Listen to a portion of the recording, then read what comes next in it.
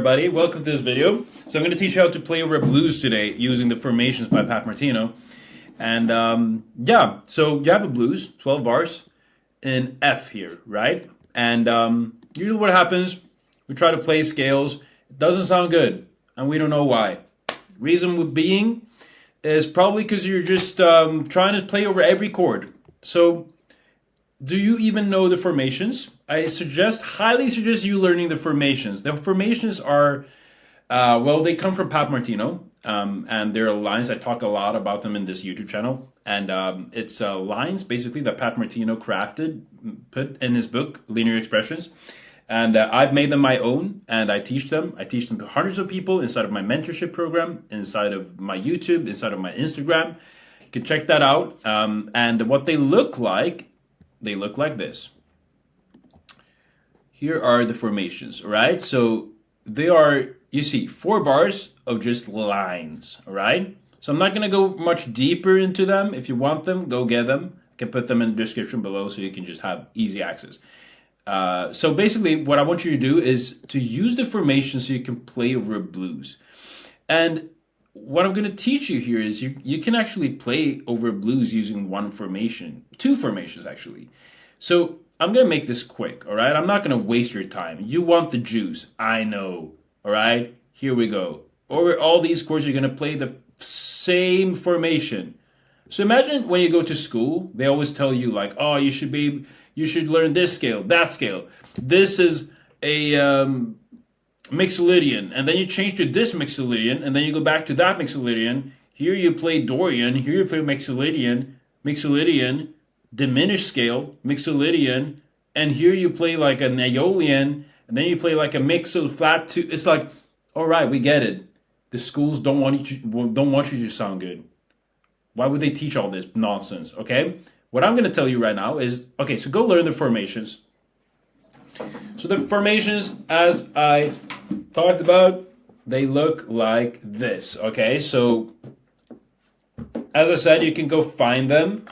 So I'm not gonna like waste your time just playing them too much, but so just look at this. So the formations, let's start in G minor. It looks like this, right?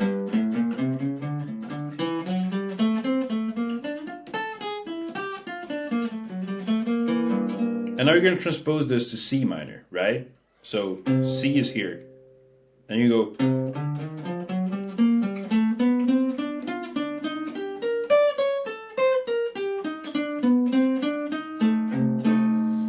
You have 4 of them. 1, 2, 3, 4, which means you have 4 different places you can play, right? Like the second one.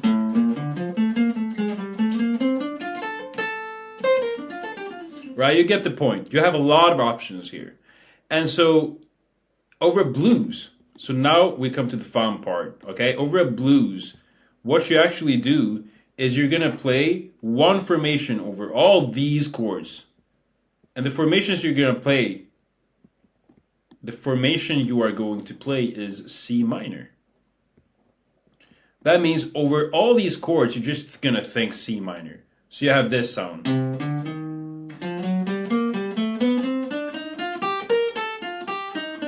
Right? But with an F. So you get this sound. And if we just listen to this, right? I'm not even gonna play to a backing track, but you'll hear it. Okay, 1, 2, and F blues right now.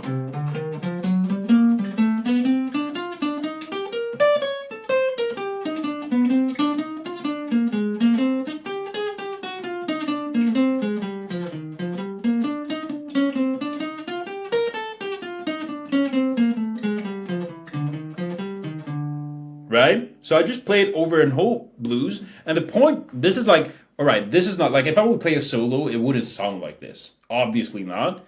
But it sounds pretty good. Like it doesn't sound bad. It sounds like you're playing good stuff, and you're only playing the formations going up and down. So imagine you have 4 different formations. This gives you so much to work with. And also, if you're interested to working with me one-on-one in my mentorship program, book a call down below, and we'll talk about you and your goals and where you want to go, and you might get a chance to join.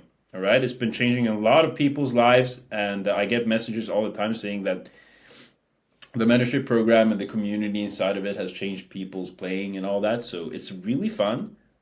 So book a call down below if you're interested in the mentorship program. All right. So my point is, you can learn so much from just these formations, and just think about it. You have these 8 chords, and you're only thinking C minor. Who has ever told you to just do this? And it's like, some people might say, but you're missing out on, like, you're playing chromatic stuff, right? Like, yeah, and sometimes it's not gonna fit theoretically, but when has it ever been like that in music, anyways? Like, when has it always been theoretically correct what we hear in the recordings? Never. All right? So don't even think about that. So play C minor over this part, right? So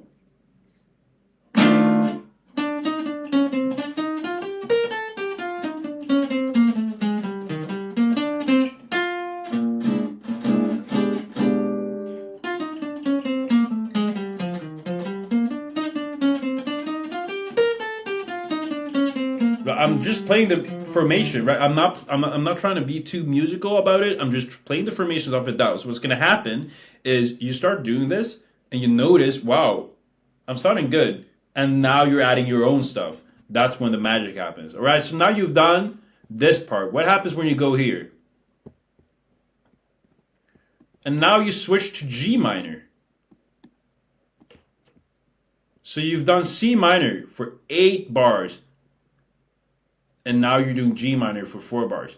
The important thing is to just land, right? You want to land on a chord tone here in F. Land. That is the only thing that I really want from you, because if you do that, then you're going to sound good. So this is how it sounds, just kind of going the whole blues progression. You're changing from C minor to, like, playing C minor for 8 bars and then changing to G minor, all right? 1, 2, 1, 2, 3, 4.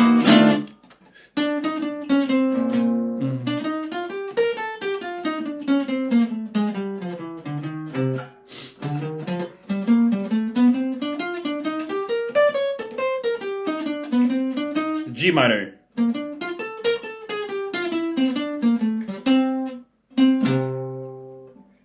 Right? Okay, so that's kind of it. And you get an idea. It sounds really good. And instead of you going and beating yourself up for not being able to play over a blues, just learn this, learn the formations, put them in all keys, and you're good.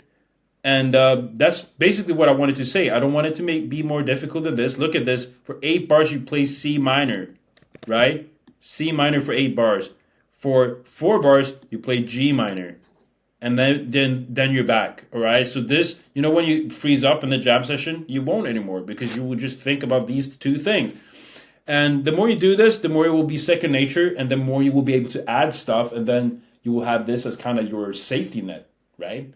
And when you add stuff, you can add more stuff. You can add the Lydian scales, you can add this, like the other stuff, but then you will always have this as a safety net. That is the point.